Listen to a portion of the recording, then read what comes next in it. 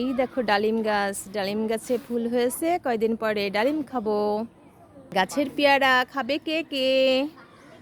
যার যার খেতে ইচ্ছা করছে চলে আসো। এই দেখো কি সুন্দর একটা পেয়ারা, আমি এখন পারবো এটা। গাছের থেকে একটা বেগুন পারলাম। ডাসা পেয়ারা খেতে অনেক মজা।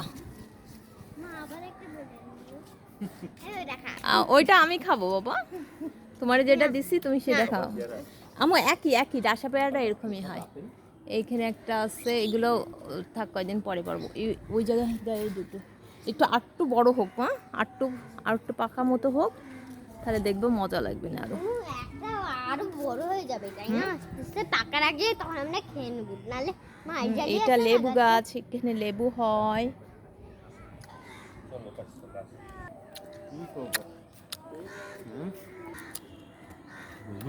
বেগুন গাছ থেকে বেগুন তুললাম, বেগুন গাছে ফুল আসছে।